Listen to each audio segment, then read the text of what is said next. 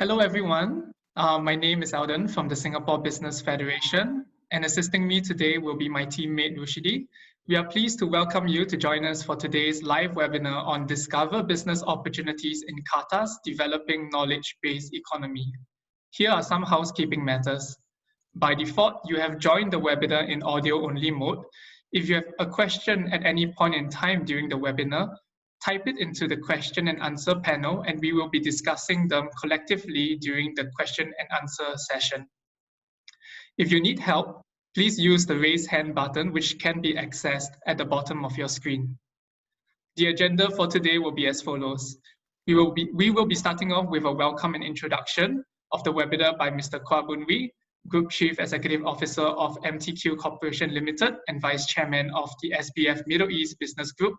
This will be followed by a presentation on the business opportunities in Qatar's key sectors by Mr. Fahad Al-Kuwari, Head of Markets Intelligence, Qatar Free Zone Authority. Next will be a presentation on TasmuQA's Digital Valley Gateway to Digital Qatar by Ms. Noor Al-Kuwari, Senior Project Engineer from TasmuQ Digital Valley Lead, MOTC. The final presentation will be a perspective navigating the business environment in Qatar by Mr. Adrian Tan, General Manager CBM Qatar LLC and Secretary General of the Singapore Business Council Qatar. We will end off the webinar with a panel discussion. So without further ado, I am now pleased to invite Mr. Kwa Boon Wee, Group CEO of MTQ Corporation Limited and Vice Chairman of the SBF Middle East Business Group to give his welcome and introduction. Mr. Kwa, please.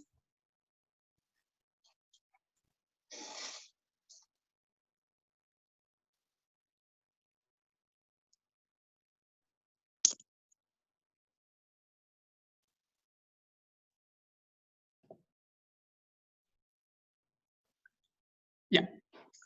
Okay, sorry, I will start again. Good afternoon to all those in Singapore, and a good morning to those of you joining from Qatar. On behalf of the SBF,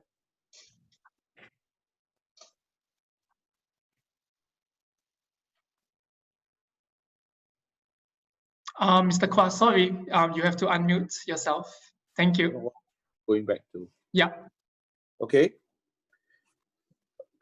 Good afternoon and good morning, everyone. On behalf of the Singapore Business Federation, I'd like to express our appreciation to all our partners for making this webinar possible.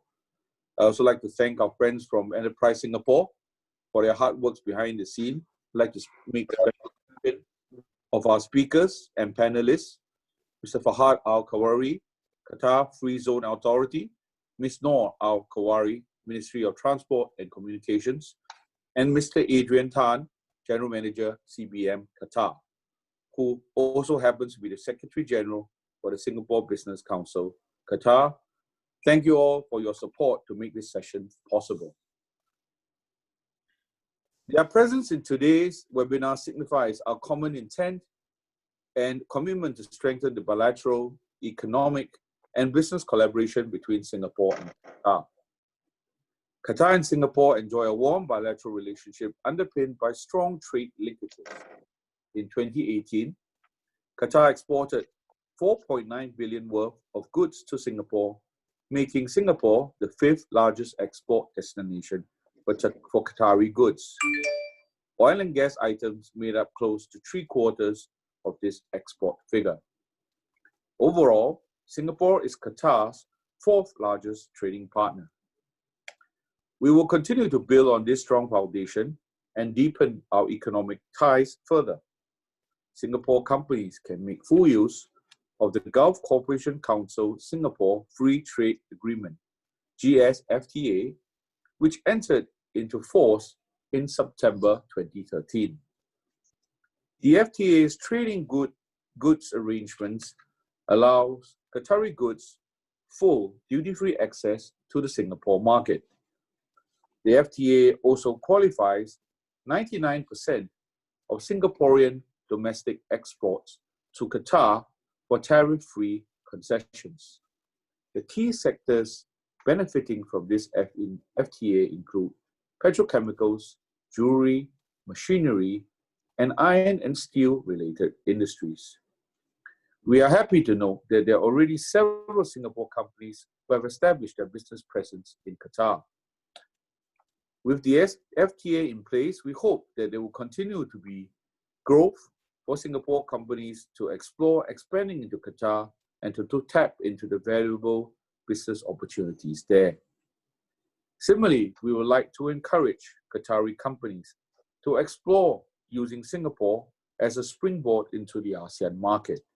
ASEAN is fast becoming a major economic force in Asia and a key driver of global growth, with its young population, growing middle class, and rapid urbanization. This presents many business opportunities for both Qatari and Singaporean companies. As a national business chamber, the Singapore Business Federation plays a key role in facilitating the growth and development of Singapore companies.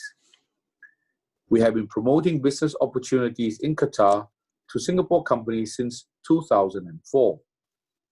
In 2018, we led our 8th business mission to Qatar, which focused on the oil and gas infrastructure, logistics, ICT, and food commodity sector. Moving forward, SBF will continue to work with our Qatari counterparts to continue such exchanges and to create platforms such as today's webinar to ignite new collaboration between our business communities. On a personal level, I happened to be in Qatar in late January this year, just before Chinese New Year, and it was my last business trip of the year. I very much look forward to traveling again, and I also was very fortunate to be in Qatar during the first month where its new underground commenced operation. It was a lovely visit, and I hope to be there again soon. Finally, I'd like to wish all of you a fruitful and informative session today. Thank you very much. Thank you, Mr. Kua. Before we proceed with the webinar, I would like to share that the Singapore Business Federation has launched an initiative called Global Connect at SBF. In partnership with Enterprise Singapore, Global Connect at SBF has been set up to assist Singapore enterprises which are looking to internationalize for the first time, as well as enterprises which are expanding and deepening their presence in key Southeast Asian markets, such as Vietnam, Indonesia, Thailand, Myanmar, and emerging markets such as Africa, Middle East, Central Asia, and Central and Eastern Europe. We have a team of market advisors to assist SMEs through face-to-face market advisory services such as FTA education and advisory, market insights and research, networking opportunities, business matching to overseas contacts, referrals to in-market consultants, partners, and government contacts. So do reach out to the team for a discussion today. Now, I would like to bring your attention to a short video about Global Connect.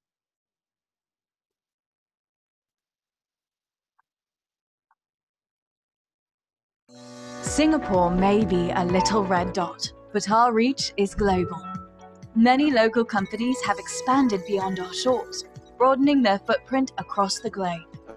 Given today's fast-changing global economic climate, companies should consider venturing overseas to capture new opportunities, enhance business competitiveness, and achieve sustainable growth. Internationalization is a journey, starting from identifying the right market for expansion, to strengthening your capabilities, to taking that first step into the market. However, the journey is not always smooth sailing. Along the way, you will need the right resources and support. Help is at hand. Introducing Global Connect at SBF, the partner for Singapore companies looking to go global. Regardless of your internationalization journey, Global Connect at SBF can help. Established with the support of Enterprise Singapore, backed by an extensive network of partners globally, Global Connect at SBF delivers a comprehensive suite of services to support you on your journey. Join the other Singapore companies who had successfully expanded overseas. Embark on that journey now. Contact Global Connect at SBF today. So now, before we proceed to the next presentation, I would like to invite the audience to take part in a quick poll.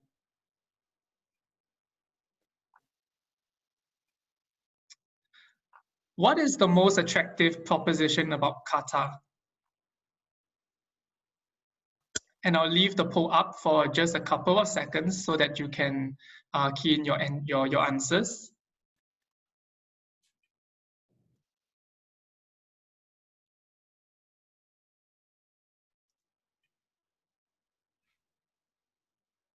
So poll up. Yes. Okay, just another 10 seconds.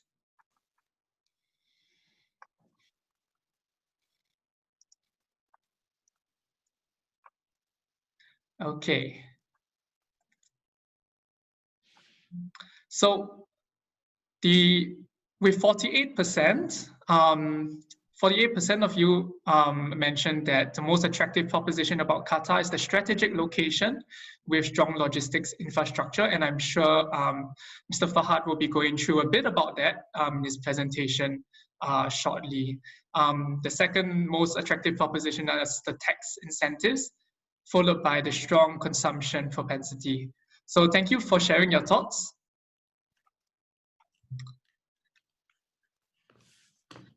I would now like to invite Mr. Fahad Al-Kuwari, Head of Markets Intelligence from the Qatar Free Zone Authority, to give his presentation on business opportunities in Qatar's key sector. Mr. Fahad, please. Thank you. Let me commence first of all by thanking all of the stakeholders involved here in curating this webinar. The process has been extremely smooth, given that we're speaking to quite a handful of stakeholders, and I do want to thank every single one here for making that happen. And before I commence, I would like to answer Mr. Qua by saying that we look forward to welcoming you again in Qatar. You did arrive in January when our rail project was just being finalized. However, as of yesterday, the third stadium was finalized and opened for the World Cup, and that's the Qatar Foundation Education City Stadium. And I do welcome all of you to take a look at that, hopefully after the webinar. Let me commence my presentation by going to the next slide, please.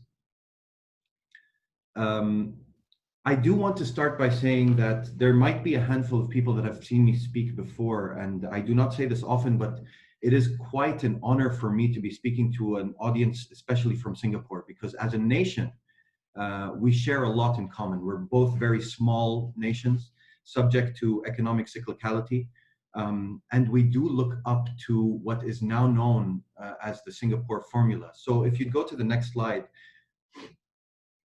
the dots that you see on the northeast coast of Qatar there are where our ancestors, and by ancestors I mean my grandfather and that generation, would dive for pearls.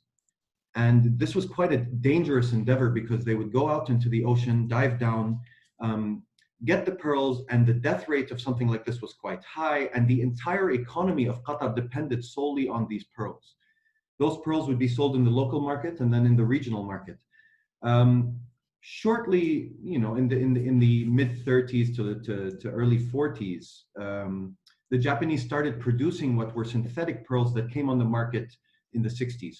And those synthetic pearls were of the same quality and, of course, mass-produced. So the entire Qatari economy collapsed. Today, if you'd click, please, that is where Qatar has the largest natural gas reserves as of today. That is where we tap into to become the largest exporter of LNG in the world at 77 million tons per annum. So really what we've done economically is not much. We still tap into the same area for a resource that our economy depends on, which is why I state that we do look up to the Singapore model. What the Free Zone is trying to do, with big support from the Qatari government, is shift that economy, diversify it into two free zones there. And the way we intend on doing it is as follows. Please do click. To the next slide, please. Yeah. Between the 1950s and the 1990s, Qatar was an oil-based economy. And that oil was sold in tons, and 1 ton of oil was 200 Indian rupees. Of those 200 Indian rupees, 65% would go to the foreign investor. So at that time, it was the Dutch and the British. So our economic diversification and growth only came in the 1990s, whereas in Singapore, the first Prime Minister of Singapore, if I may quote him, said in 1959, said Singapore is to become an export-oriented, industrialized nation. And by 1972, so very shortly thereafter, 25% of Singaporean enterprises were either foreign-owned or were JVs. So again, I cannot stress enough that we do look up to your model. Between 1990 and today, you'll find institutions that are now quite well renowned: Al Jazeera, Qatar Airways, Qatar Foundation, the Qatar Investment Authority, were created and made champions of the nation. And the latest of those is the Free Zone Authority, which aims to connect you to these champions and create win-win situations where we can attract foreign direct investment in a sense that allows everyone to win. Please, on to the next slide. I don't want to spend too much time here because these are all things that, of course, all of us can Google. But what I do want to state is that we have the highest GDP per capita, and it has remained so through adversity. During this time of COVID, we have managed to overcome that quite quickly because we do have the luxury of being a small country that is easily able to shift. We're also quite a young economy as well. And you'll see that the national natural gas production is at 176 billion meters cubed. That is, the moratorium on export has been lifted twice. So whereas today we're exporting 77 million tons, that's going to grow to 124 million tons per annum, making Qatar the largest exporter by far, the swing producer for that resource. Next slide, please.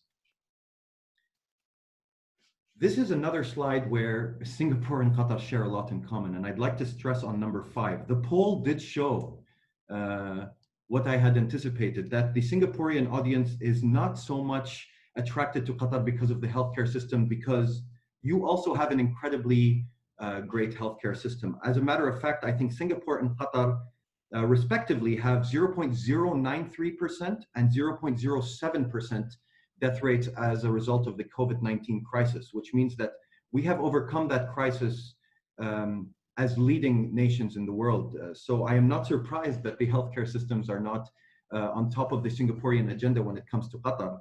But do let me state that we do have the largest ratio for doctors to patients per capita in the world. In addition to that, we are number 1 in the world for a country that started its economic diversification in the mid-90s.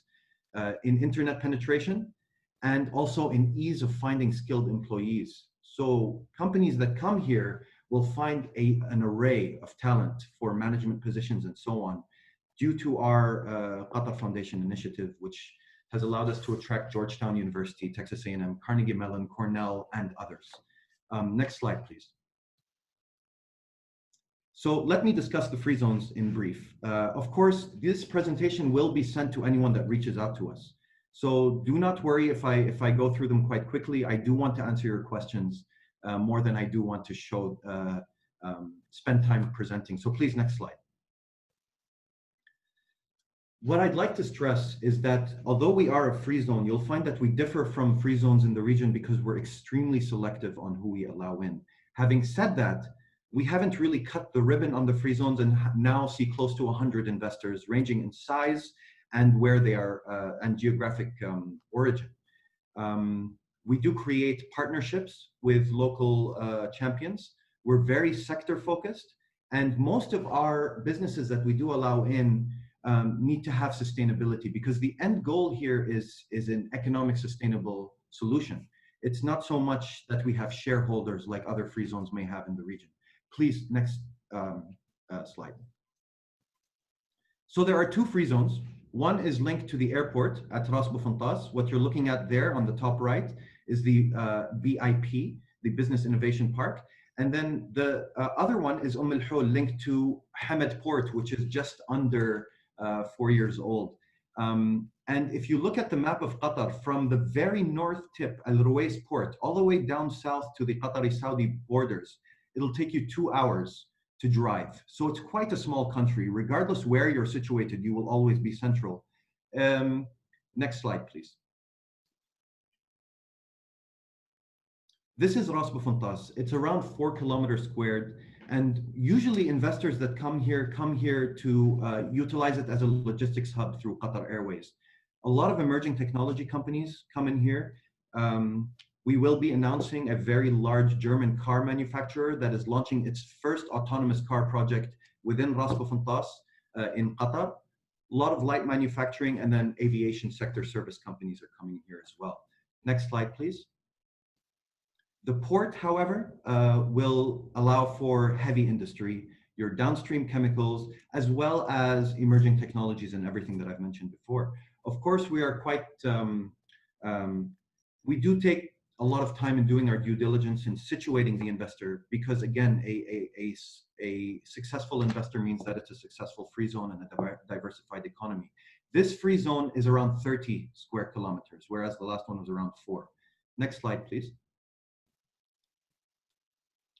I do want to highlight this a little bit. The Marsa cluster is where we allow shipbuilders, boat manufacturing, boat design, to be situated in Al Hol.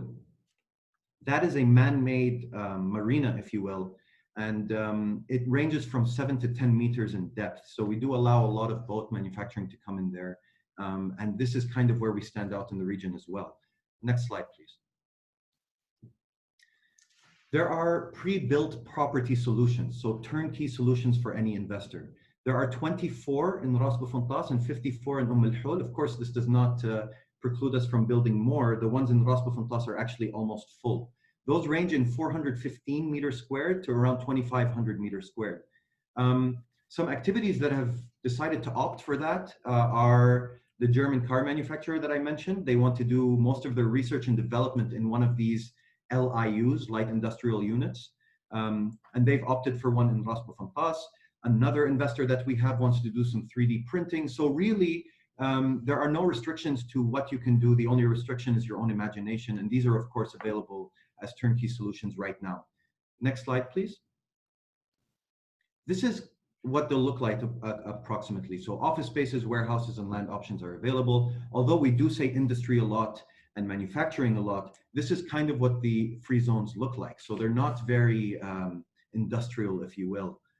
Especially the one close to the airport will have a lot of amenities. You are on a beach, and it's quite a nice place to work, especially if you do opt for the BIP business innovation park, where a lot of our ICT companies end up going.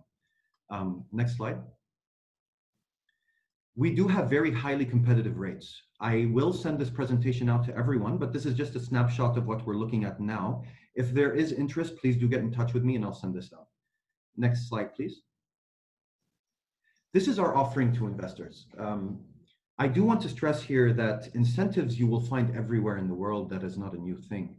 But what Qatar offers really is a win-win situation where your success is our success. There is no shareholder structure in the free zones. I am not a beneficiary of the free zones, neither is anyone else that is an employee or the chairman of our free zones. The beneficiary of our free zones are my children and their children. So your success is quite imperative to us, which is why we're very selective on the companies that we do allow in. Next slide, please.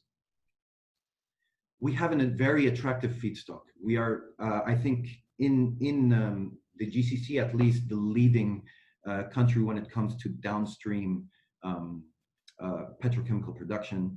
We have very favorable energy costs. I will stress that Qatari gas is the gas that feeds every free zone you can imagine in the UAE to this day.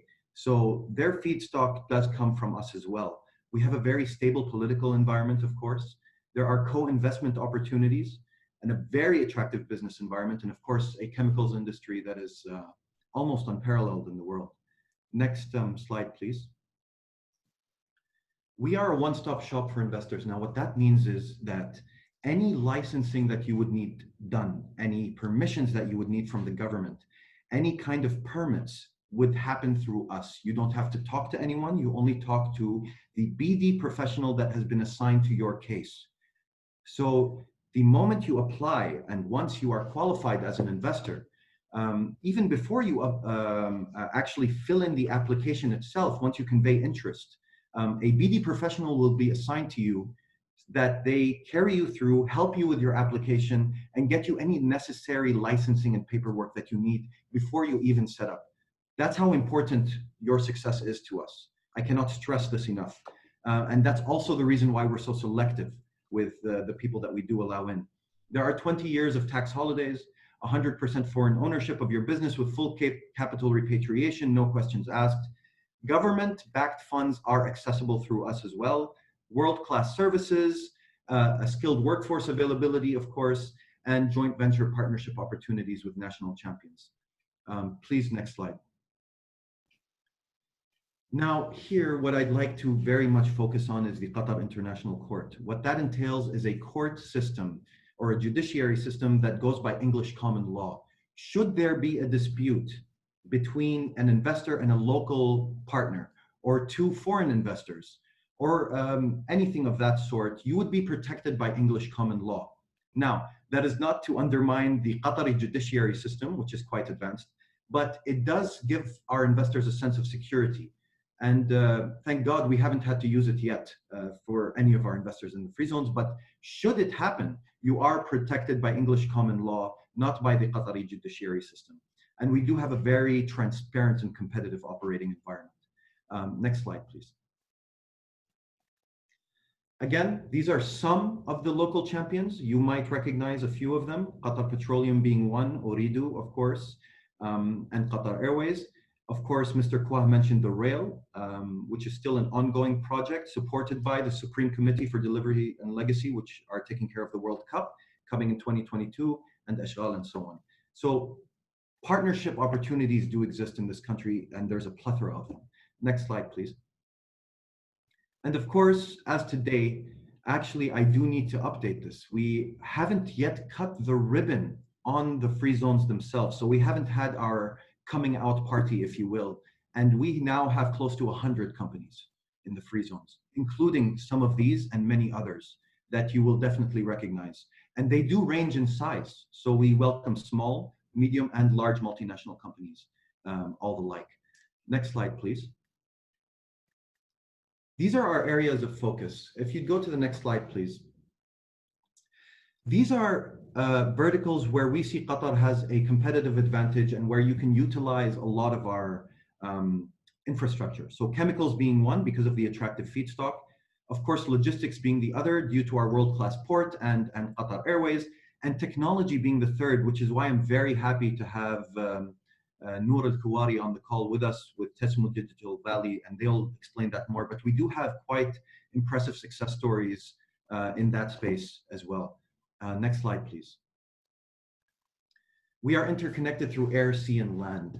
Qatar Airways is aiming to be #1 at the end of this year for cargo, rank as a cargo airline globally. And I would not be surprised in the very least if they achieve that. I would actually be surprised if they didn't. They are quite an ambitious company, and most of the demand we get, especially when it comes to the logistics sector, does come in because of Qatar Airways. Very recently, around 3 weeks ago, we got a call from a Silicon Valley-based online platform retail company, very large one, that wanted to come in and serve the East African market through Qatar.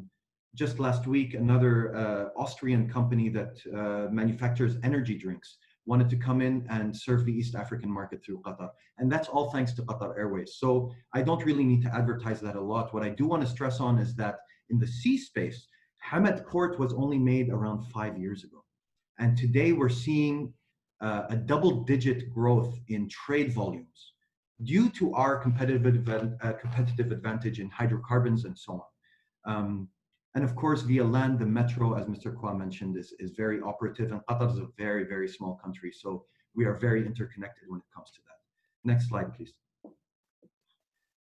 We're positioned 3,000 kilometers in radius from $6 trillion in combined GDP. And that's excluding the countries that currently we are at disagreement with. $6 trillion accessible through Qatar Airways and of course the port. That is not a small number, and most of our investors realize this. The Qatari economy itself is quite strong with a very high propensity to consume, which is world renowned, but the access to that kind of market through, and I'm glad that Mr. Kwa mentioned the FTAs. We have over 65 FTAs, and we have double-digit numbers in IPAs, Investment Protection Acts, and other double taxation treaties with most of these countries that are within that radius. The most recent of which is Turkey, who will be ratifying our FTA and IPA through their parliament very soon. So we do expect an influx of demand in that sense as well. So Qatar is very well situated, not only geographically, but also politically, to help people export through Qatar. Next slide, please. Again, the co-investment opportunities, attractive business environment, the chemical industry infrastructure, a stable political environment, favorable energy costs, and attractive feedstock are our physical propositions to any investor that wants to come in.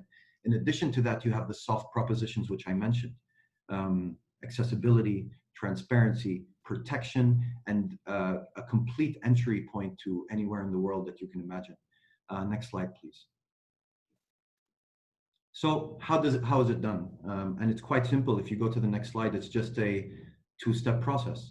Get in touch with us, and we will link you directly to a business development professional that will help you submit your application. They will actually sit down with you and help you fill in your application should they deem your business one that provides sustainable value. And given what I've just presented and the audience that I've seen register, I think most of you do provide that. And then second is registration. We incorporate your LLC and we register your branch. It's quite an easy, quick process. And you will have someone guiding you along the whole way. And that's the end of my presentation. And I do want to stress again that it truly is a pleasure to speak to a Singaporean audience, because we do, again, from an economic standpoint, consider you a school. And we just hope to emulate what you have already achieved and help you grow within Qatar so that we can achieve that. Thank you very much. Thank you, Mr. Fahad. Now I would like to invite Ms. Noor Al-Khwari, Senior Project Engineer from TasmuQA Digital Valley Lead, MOTC, to give her presentation on TasmuQA Digital Valley, a gateway into digital Qatar. Ms. Noor Al-Khwari, please. Thank you. Good afternoon and welcome to today's session on TasmuQA Digital Valley Gateway to Digital Qatar. As a digital ecosystem orchestrator, TasmuQA Digital Valley is presenting this session to outline the digital investment opportunity in Qatar and provide you with a glimpse on the digital ecosystem in Qatar. Can we start the presentation, please? Next page. Again. The next page, please. Yeah. So, to fulfill Qatar National Vision 2030, MOTC has launched a number of key programs aimed at growing the digital ecosystem in Qatar. So, from the left, if you can see TasmuQA, to accelerate the digital transformation in Qatar, MOTC has launched a Smart Nation program known as TasmuQA Smart Qatar. It's about harnessing technology and innovation to improve the quality of life and help drive economic diversification. MOTC has established a digital innovation ecosystem orchestrator, TasmuQA Digital Valley, which will also act as a supply engine for TasmuQA. MOTC has launched a DTSME program to accelerate the digital transformation of SMEs in Qatar. Fourth, we have digital incubation center to assist the startup scale, which will provide mentorship, funding, and working space support to promising digital ICT startup in Qatar. MOTC is also framing a guideline and policies to support the e-commerce growth in Qatar. Also, MOTC set up an innovation lab to facilitate ideation and prototype testing to accelerate innovation in Qatar. Next slide, please.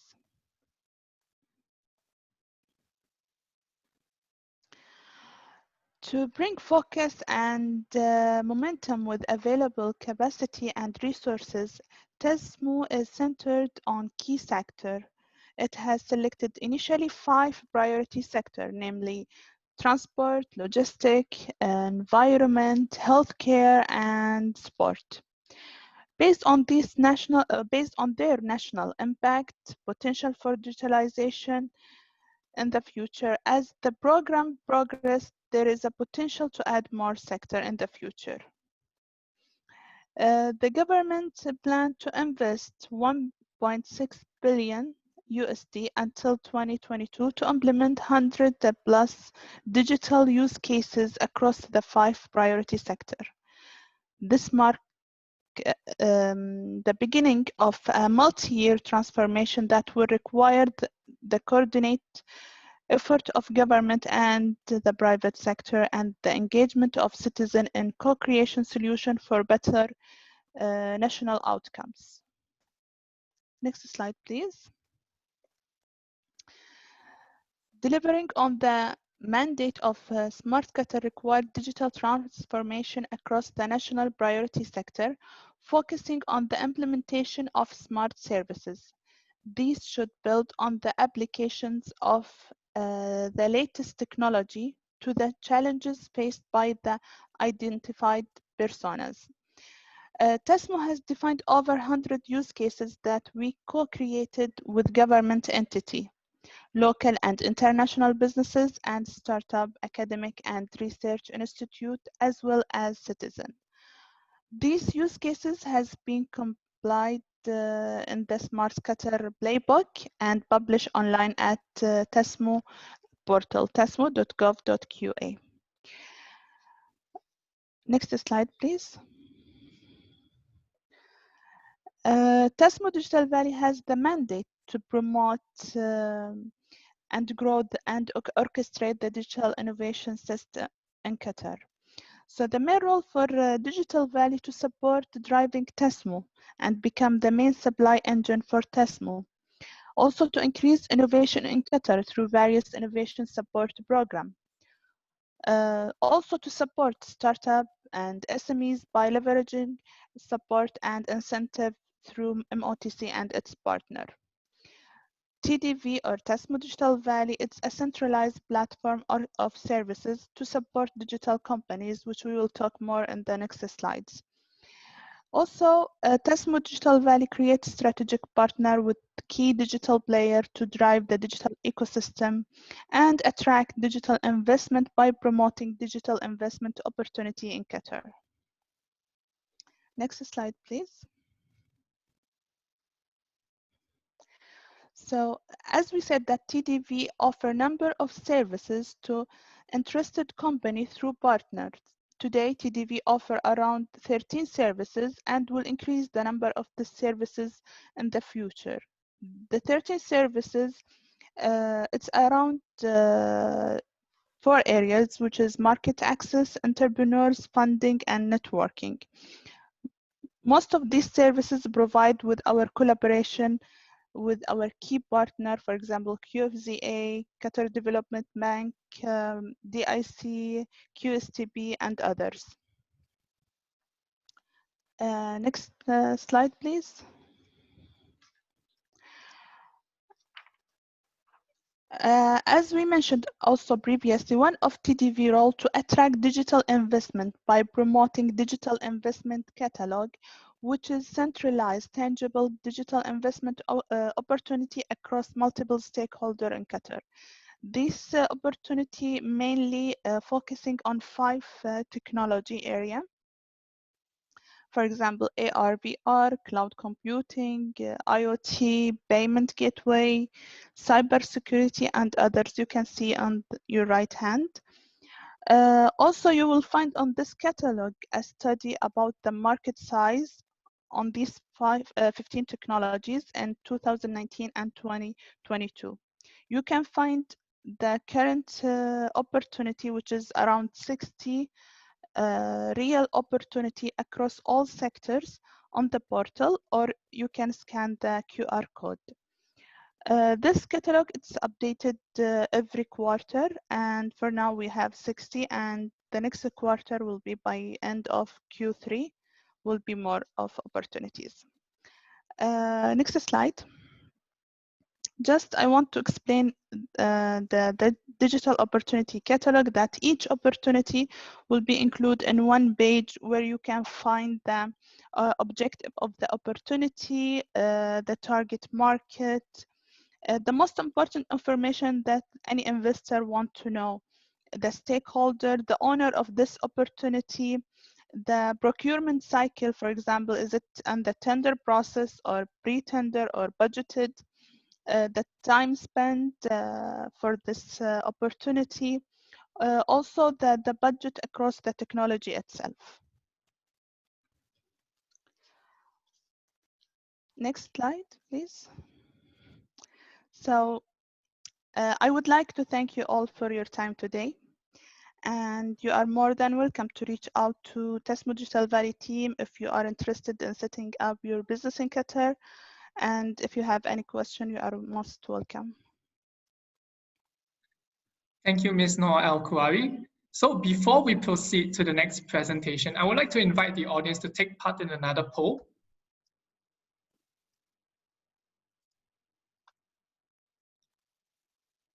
In your opinion, which technology trend will have the greatest impact on our industry in the next 2 years? It's a shame we're not allowed to vote here as panelists. Oh, I'll let you vote in the next one. So I'll just give the audience another 10 seconds or so.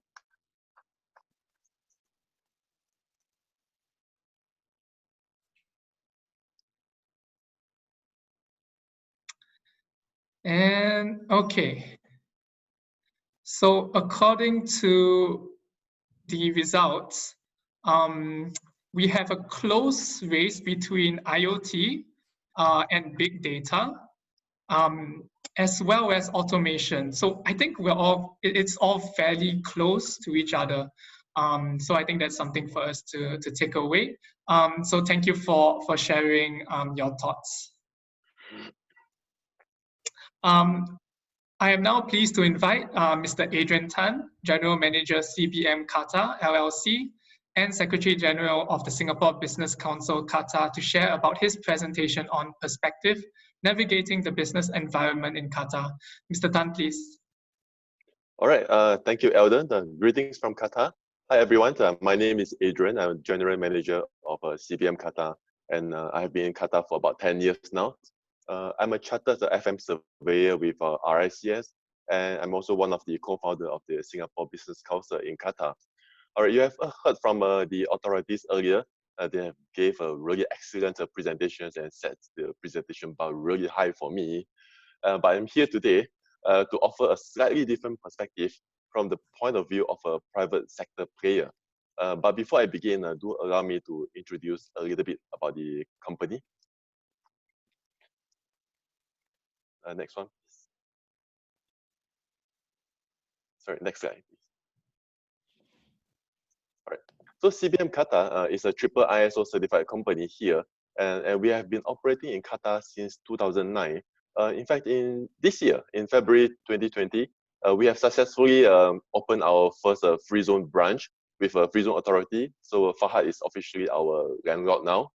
And as mentioned by Fahad earlier, the process for setting up was relatively seamless, and it was quite easy to set up. We have someone dedicated to help us, and that was really helpful to begin with. In Qatar, CBM is in partnership with the Al Imadi Group, which is a highly respected private developer group in Qatar. And the services we provide here is quite diverse, from engineering services to front desk, concierge, cleaning, housekeeping, etc., to even provision of hotel managers, etc. So we are pretty much a full integrated FM providers in Qatar. Next, please.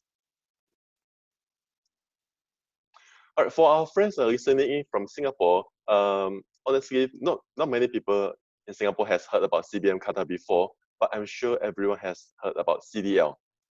All right, we always find that it's always easier to explain that our grandparent company is a CDL. So technically, You can even consider CBM Qatar as one of the international FM arm of a CDL. Next, please.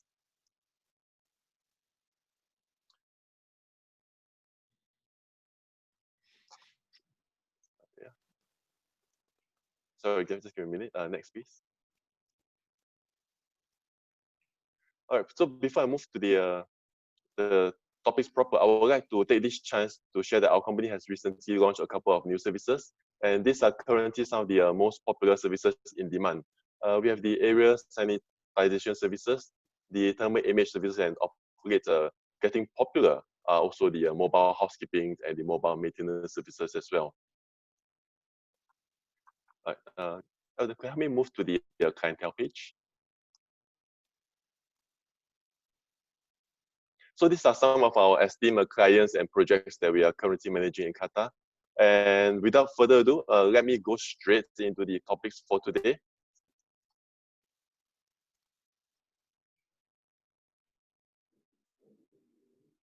All right, today I will try my best to provide a very practical guide on how to navigate the complex business environment in Qatar. Know that it may not sound easy, but this country is full of opportunities that's waiting to be explored. This is a place where we learn how to thrive, not just in the black and white area, but more in the gray area of things. Next. To say that Qatar is a dynamic and volatile is honestly pretty much an understatement. This is a environment where things change, and they can change really fast and furious. If you are doing business here, do try not to underestimate the power and influence of the sponsors that you engage with here. These are the higher powers who can honestly make or break your business, and most of the time they will do their best to help you to assess the markets that on your own you will never be able to assess. On a positive note, don't think about it negatively. The influence it can always be in your favor. Next. On the same note, it is also good to be very mindful that any contracts that's awarded in Qatar, we don't really consider it as a fully done deal until the entire contract is finished. An award could just be a ceremony, and seeing to the end of the contract is more important for us just to maintain the momentum. And this is another matter altogether. So if you ask me, how does this point impact the business decision? Think about it. For example, a commission scheme for introductory agents, 2-3% for a multi-million-dollar contract. Do you pay the commission upon award, or do you pay throughout the contract on a monthly basis? What if you pay upfront and halfway through the contract gets cancelled? Are you able to claw back this kind of commission? So these are questions that you have to think about when you enter in the business and how you assess the market here. Next, please. And if you decide to set up shop here, the big question is always how deep exactly is your pocket? I have a tremendous amount of respect for our sponsor for companies such as the Al Imadi Group.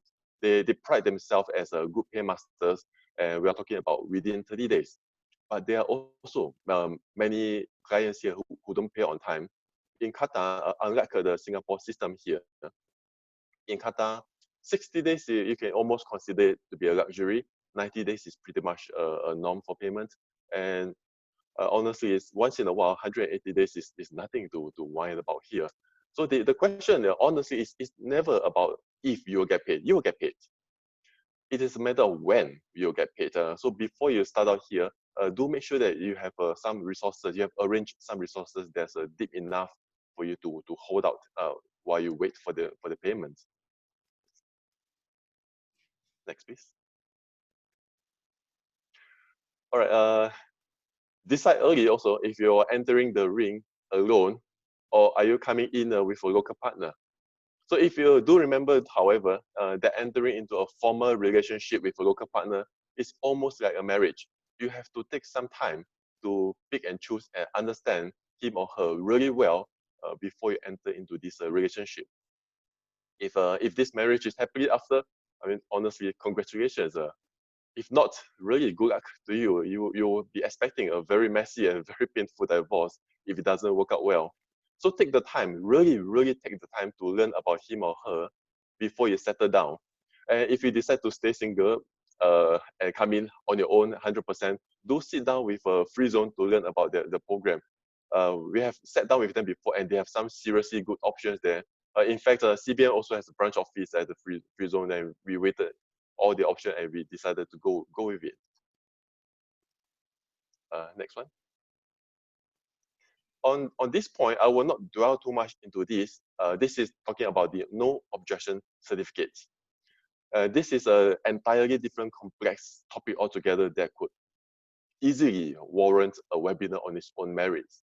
But just do bear in mind that hiring of people of your choice, of your nationality, is most likely not as straightforward as you imagine it to be here.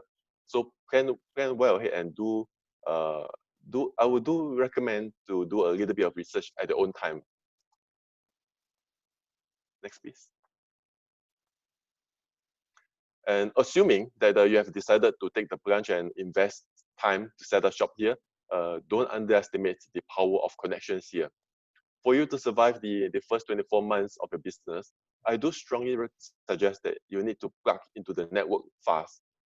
This will get you the directions that you need and the pointers that you will want of what to do when you hit the wall.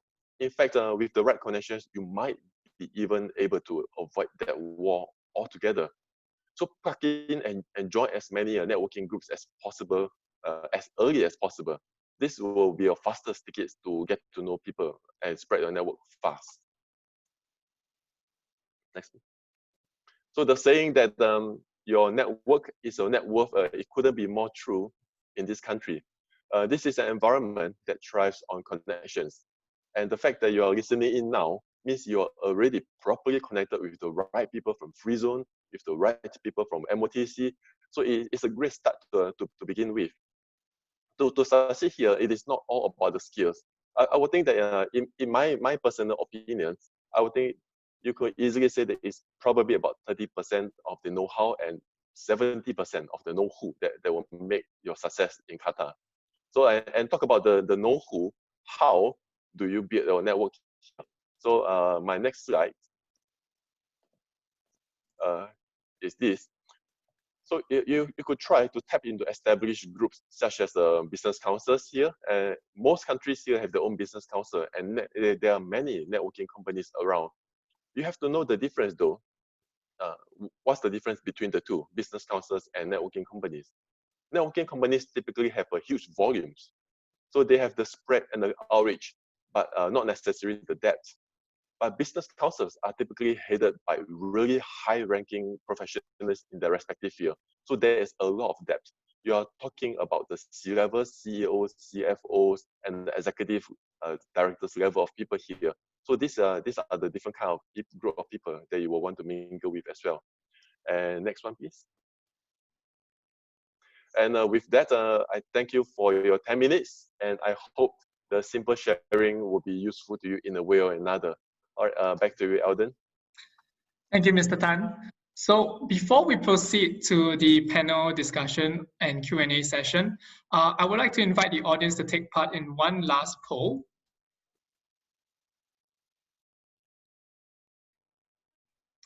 If you were to expand your business in Qatar, which of the following services would you require support in? You can pick multiple options. So I'll give you a little bit longer to fill this in.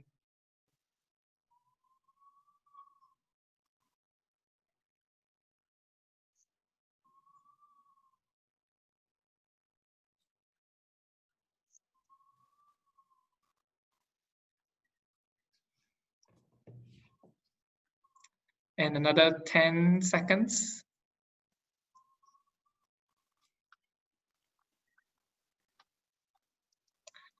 Okay. So the number one option or service that most people will require would be in the area of business registration and specialized visa packages, followed closely by access to sponsored seats and capital funds. And then for 37%, access to incubations and acceleration centers. And finally, access to office space and setup. So thank you for sharing your thoughts. I would like to now pass the time over to Mr. Aaron Goh, Regional Director from Enterprise Singapore, to moderate the panel discussion. So Mr. Goh, please. Thank you, Eldon. A very good morning and good afternoon to everyone. As Eldon mentioned, I'm from Enterprise Singapore. And for those who are not familiar with us, we are the government championing enterprise development. We work with companies to build capabilities, to innovate, and to internationalize, to solve as a hub for global traders and startups. In addition, we also take on the role as a national standards and accreditation body, working to build trust in Singapore's products and services through quality and standards. Before we move on to the panel discussion, I'm sure the audience have some questions for our speakers. Please kindly just post them in the Q&A section below. And once again, thank you Farhad, Noor, and Adrian for the informative sharing earlier. We certainly learned about the new opportunities arising from Qatar's move towards the knowledge-based economy. Maybe I'll start the first question with Farhad. You have mentioned earlier that diversification. Do you think, okay, the energy sector is Qatar's largest contributor to the GDP. Does Qatar Free Zone Authority wish to diversify completely from this sector? Okay, that's a very good question. I think before I answer it, I do want to address a few things because I promised Miss Clarice in the chat that I would. So let me keep my promise and then I'll answer your question immediately.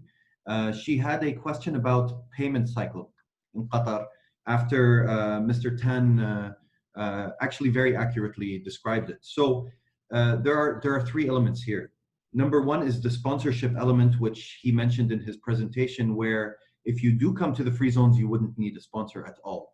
So there is no marriage. You can be a single and wild in your business. Payments, well, when it comes to the payment cycle, these are usually agreed on in contracts beforehand. So if you do set up in the free zone, you would have the regulatory body and of course the Qatar International Court to protect you should there be any delays in that. And I do have an example of a local purchaser. So we had an investor that had a off-taker here in Qatar that is a subsidiary of one of our ministries. So an organization championed by one of our ministries that missed their payment by, I think, 30 days or 27 days. And within a week, the company got their payment and they still have that contract open. So we do realize that there are a few challenges just because we're a young economy, but the free zone does certainly overcome all of them. Our entire business model was looking at what challenges you would face onshore and overcoming them. Now, the other thing is the connections that Mr. Tan very, very accurately mentioned. We are your connection. Anything you need in government, we would, there is no way we're going to put up these corporations' names that are much older and more established than us without them knowing that we would do so and them being very much aware that we are here to connect them to investors. So we are your connection within the country. So that's to address Ms. Clarice's point. I hope I did. And now back to your point, Mr. Aaron. I spent most of my career actually in the energy sector. And quite a substantial amount of time with OPEC back when we were members of that organization. The energy sector is what built our economy to date. It was the fuel that runs this, this economy now. However, it would be unwise for us to diversify completely from it. Rather, what the formula is to take the energy sector and help it support the diversification of our economy. So using the attractive feedstock, using the low energy prices, using our soft supply contracts with foreign countries in order to facilitate knowledge transfer. Our biggest three clients for LNG are Japan, Korea, and the UK. We've used those contracts extensively in order to learn from these countries because we are very well aware that we're much younger. So diversifying away from the energy sector only comes in the sense that we would like to put our eggs in other baskets. However, it doesn't mean that we would abandon the sector by any means. No. I hope that answers your question. Definitely. I mean, that is an interesting view. I mean, to see how Qatar actually manages to make use of the energy sector to power up the rest of the economy itself. I think I mean, since that you were on the topic about the free zone, I mean, I have a question from the floor here. And it is targeted more towards, okay, foreign companies registering under the Qatar Free Zone Authority, would they be seen as a local company in Qatar itself? And if so, would they be eligible to bid for Qatar government contracts? Very, very good question. Yes. So we actually encourage our friends to bid for local contracts because that's the point. The World Cup is a massive, gargantuan project where we're working very closely with the Supreme Committee in order to localize the companies that are servicing the World Cup only if it makes sense for the companies, right? So we're not forcing any of that. There are no local content laws or anything like that. So we do encourage all of our investors to actually bid on anything, and it would actually give you a leg up. If you are registered within the free zone and want to bid on one of QP's, Qatar Petroleum's Tawqeen programs or any of the World Cup supply contracts, it does give you a leg up that you are actually in the country. As for the consideration, yes, you are considered a Qatari company. However, you don't have to abide by all the onshore laws when it comes to partnerships, sponsorships, and many of the things that Mr. Tan mentioned. We do encourage people to bid on anything that we can, and we'll actually help you as much as we can to get that done once you're approved and you are an investor. That's a very good question. Thank you, Fahad. All right, since we're on the topic of diversification, and the ICT sector actually comes out quite strongly, I mean, in terms of your Qatar Free Zone Authority's focus sectors, as well as Tasmu Digital Valley. And I would like to bring in Ms. Noor here at this moment to address this question that we have. So the Ministry of Transport and Communications was tasked to drive the digital transformation of the country. And since the implementation of TasmuQA mandate in 2017, how do you think the rate of digital adoption in the country has changed? And what is the biggest challenge in this aspect? So let me answer the first part of your question regarding the digital adoption success. The ICT market spend has expanded from 1.6 billion USD in 2017 to reach a total of 2.5 billion USD in 2020. With the launch of TasmuQA initiative in 2017, there is a significant increase in digital adoption in the country, especially in the area of cloud, IoT, and data analytic. The government is focused on delivering smart initiative, which is evident through several programs that have been launched under TasmuQA. Regarding the key challenges, one of our key challenges faced in the process was the difficulty in establishing a robust digital innovation ecosystem that supplies for TasmuQA. And to solve that, we have launched various initiatives to tackle these challenges. For example, launching programs to support the company launch in Qatar, TasmuQA acceleration, and other programs under TasmuQA. Thank you so much. I think just building on that question, I mean, there are a few questions posed by the audience, and a few of them are relating to education itself. So perhaps I would just combine these questions together. And the first was actually, what are your thoughts about smart schools opportunities in Qatar itself? And perhaps Ms. Noor would like to address this. Yeah, so to be honest, I think even after this crisis, we know that there is a big market for the smart school. And when we met the Ministry of Education, I know that they have a big plan to have many opportunities on this field. This opportunity will be live on our digital opportunity catalog and maybe by end of quarter 4. Yeah, if I may add to that, Noor, thank you very much. We have actually one of the success stories that I mentioned in the presentation earlier is a very medium-sized, medium to small-sized ICT company from Turkey. And what they do is predictive artificial intelligence that feeds into robotics.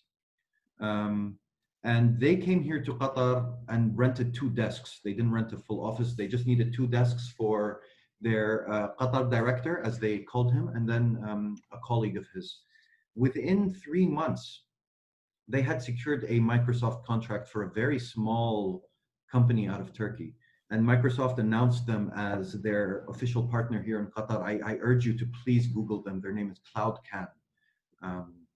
And Microsoft announced them as official partners here in Qatar after being here for a few months. The sector is quite young. So anything relating to the ICT sector, and I'm sure Noor would agree with me, is you would be very much first movers when it comes to that sector. The country is growing rapidly, and now we're looking at making the city smart. We did host KitCom last year and signed a MOU between us and, of course, Noor's organization. So there are quite a lot of success stories when it comes to smart cities, smart schools, and so on. And the demand is huge for something like that. So I urge you to come with your business proposal and anything like that. Do get in touch. Right. Thank you once again. And just building on the opportunities topic itself, I mean, we have questions from the ground asking about the opportunities in the hospitality and the real estate investment and development area. I mean, would any one of you would like to address this? Sure. The hospitality business is actually more established than other. We've had 5-star hotels for quite some time, simply because we've been hosts of very big conferences. I think notably anything you can imagine: United Nations Climate Change Conferences, World Trade Organization Round of 2001 is actually called the Doha Round. So we do have a very well-established hospitality sector. However, that does not preclude that if you're very confident about your business that you can come and compete. It's quite transparent, and we do welcome you. I hope that answers your question. Definitely. And I think just building on that, we have another question on maritime design companies. Are they welcome in the free trade zone? And are they allowed to work, service the local market as well from the free zone itself? Absolutely. Please do come in. I did share a slide on the Marsa cluster, as we call it, which is the man-made marina that we have. Please do get in touch with us, and we'll put you, we actually have a BD unit, a business development unit within our organization that looks specifically at marine investments, and that's what this would be. So it is something that we welcome, of course. Thanks. I think on this note, I would like to move back to, after listening from the providers, I mean, let us listen to the user perspective. And I'd like to bring in Adrian now for the next question. And CBM Qatar has been operating in Qatar since 2009, with offices in both free zone and the mainland. What are some of the key challenges that you have faced along the way, and how did you address them? All right. I think the biggest challenge that face the private sector for us is the falling revenue and the increasing operating costs year after year. We have seen this for the last about 10 years. And honestly, with this COVID thing, we'll probably see a sharp worsening of this situation, of this balance in the post-COVID climate. But on our side, our staff still needs to be motivated to do their best. So even earlier this year, we still proceeded with some of the most deserving promotions and increments, despite knowing that the impact of COVID. We took the potential impacts of COVID honestly from Singapore as a guideline, because it seems that Singapore is whatever happens to Singapore, it will happen here in Qatar in about 1-2 months. So we will prepare for it. But as a responsible company, we have no choice. We have to shoulder the full impact of this challenge, and it is not always fair for the staff to earn lesser salary the more experience they clock. It just doesn't make sense. And at least as much as possible, we are trying not to go down the path of pay reduction or suspension, etc. So I do think that the best way to address them is to conserve the spending for a rainy days such as this period at this time. Thank you for the answer there.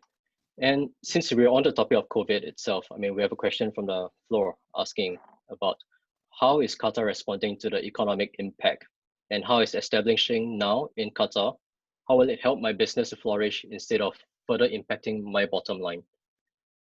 Yeah, that's a good question, if I may take it. So establishing now is actually the best time, because I think Mr. Tan also is aware of this, or anyone that lives here really.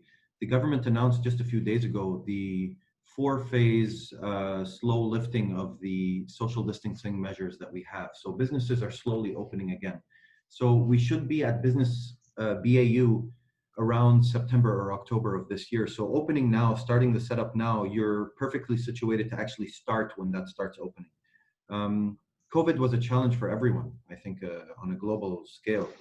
And I'm glad that Mr. Tan is actually avoiding what most business owners couldn't. It's actually quite admirable, and I do applaud you for it. In addition to that, the government did hand out incentive packages for business owners at no interest, just to keep the private sector alive and moving. As a free zone authority, we announced several incentive packages to our investors should they apply for it. And setting up now, specifically at this time, if you were to put in your inquiry now, by the time you're set up, you would be around phase 3 out of the phase 4 program that I mentioned. So you would be opening at the same time that the economy starts to open up again.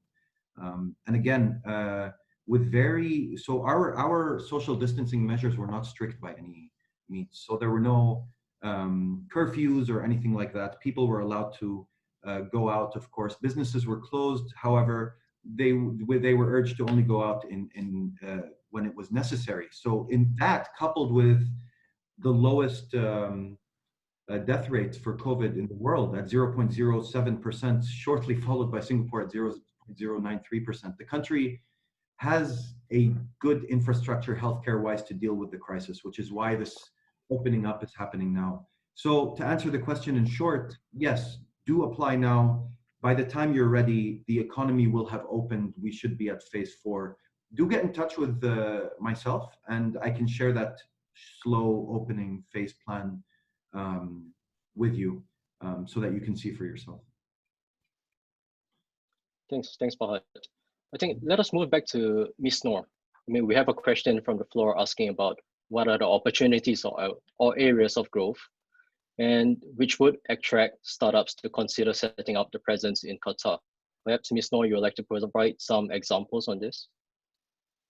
Yeah, so regarding the startup, we are supporting the startup through many incubation centers in Qatar.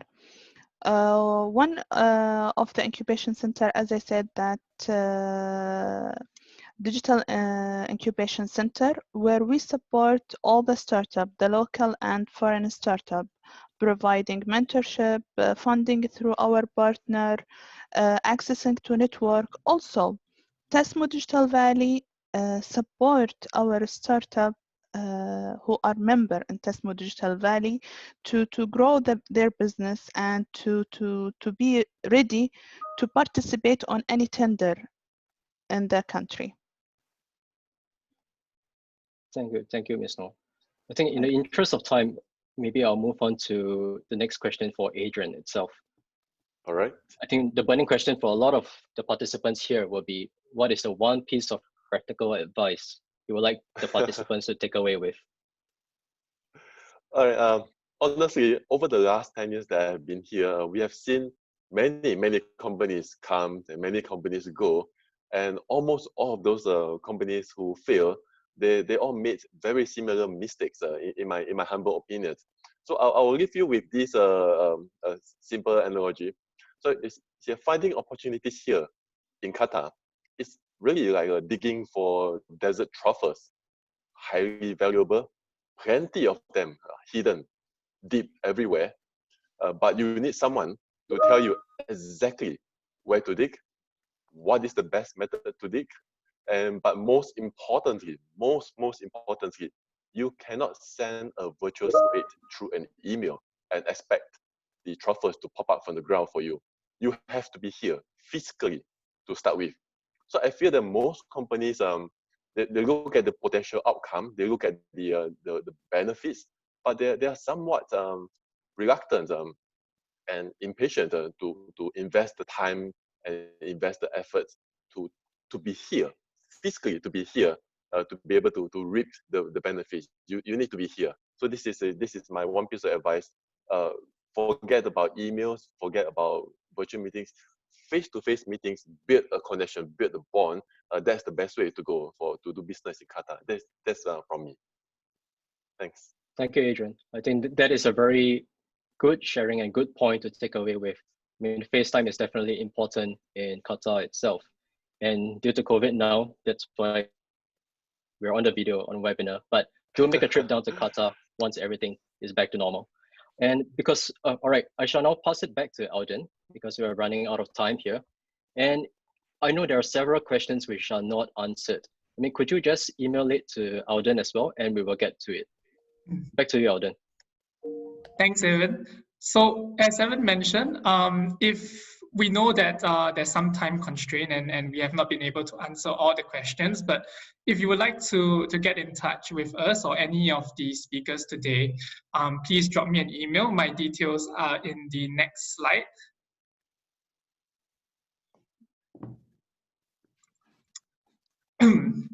Yeah, so upon leaving the webinar, you can drop me an email and I'll help you to connect you to the relevant speakers.